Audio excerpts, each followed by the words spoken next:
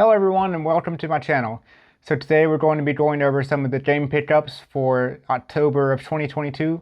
I've got quite a few games here that I've picked up over the past month and I'm excited to share them with you. So to start off with, let's get right into it with Brave for the PS3. Apparently this is a pretty decent game to be a Disney movie game. I think I remember playing it for the Xbox 360 back in the day. I think it was around 2012-ish, maybe. Maybe before that, but I'm not sure. Anyway, I'm excited to play it. Try it out. Next up is a really heavy hitter for me. This is the last game I need for the Atelier series on the PlayStation. I already had this game for the Switch, but for some reason the PS4 game version of this is very expensive at the moment. I think it's over $100 usually. And there's not very many even listed online, especially with the ESRB rating. I found it on eBay for less than $100, so I figured I better get it while I can. It seems like most Dust games like Blue Reflection, or some of the Atelier games are low print runs and get pretty expensive pretty fast. Then that game came out in 2019. Not sure why I didn't get it then, but whatever. Next up is Dragon Star Varnir. It is a Idea Factory game. I have most of the Idea Factory games for the Switch.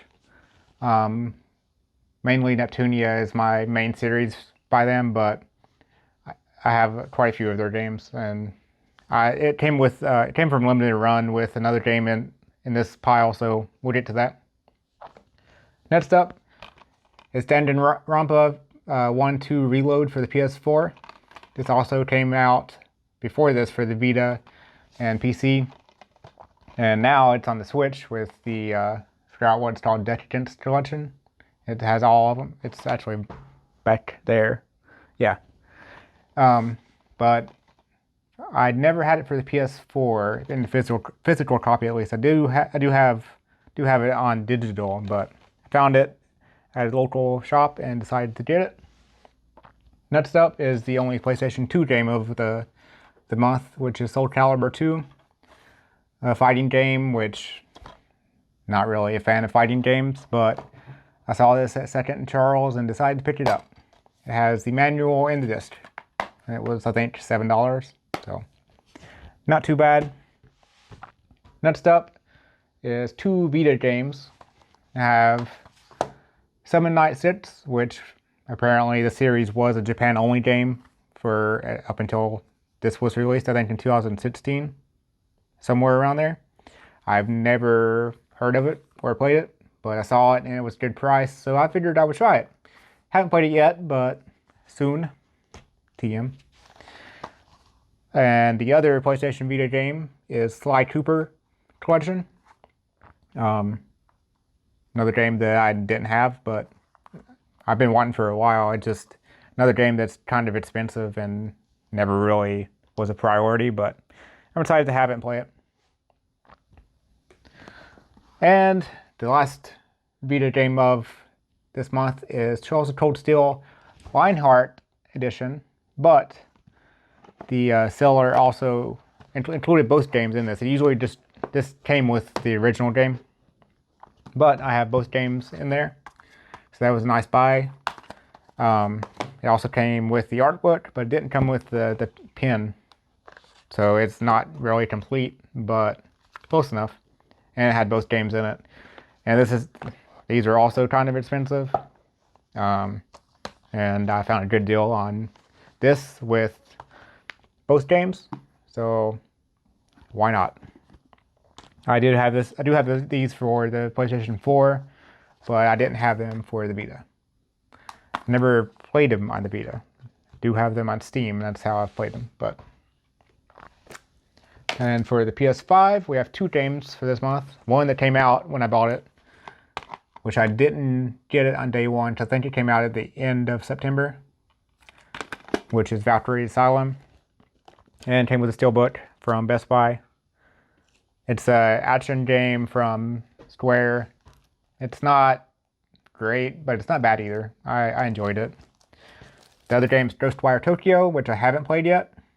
This came out at the March of this year, I think. The reason why I got this was it was like half off. I still need to play it.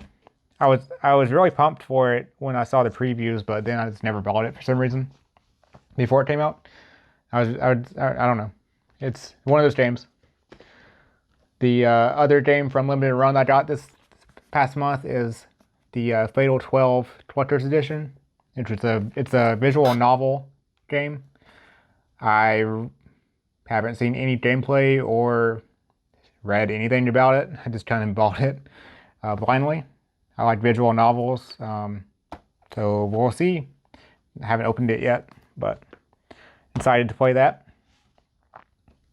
The next two are I was really excited to find this, which is the Neptunia V2R limited edition for the PS4. I actually don't have this game. I have the V2 game, but not the V2R, which has some changes apparently, and has like VR cameos from the goddesses. Neptunia is one of my favorite series, as you can see behind me. But this edition comes with the controller skin, the game, plush, and an art book. So these are going for way more than they should be.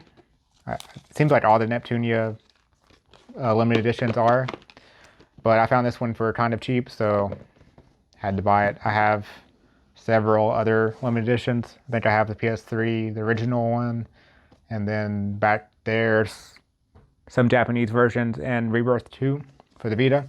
Still need to buy some more, but it's getting there. And finally, but not least, is 12 from Zero limited edition. This came out last month, at the end of last month, but I didn't get it until this month. I actually have it twice for some reason. I pre-ordered it from Amazon and the NIS store by accident, I guess. Didn't really mean to, but this is the PS4 limited edition. The Switch version I have is just the normal edition of it. This was released in Japan in 2010, I think. And this is the officially localized version for North America, or English version. I'm pretty sure there was a fan translation that came out before, but I've never played it, so I'm excited to play that. That's all for this month. Thank you for watching, and please like and subscribe to the video if you like it. If not, downvote it, and thank you for watching again.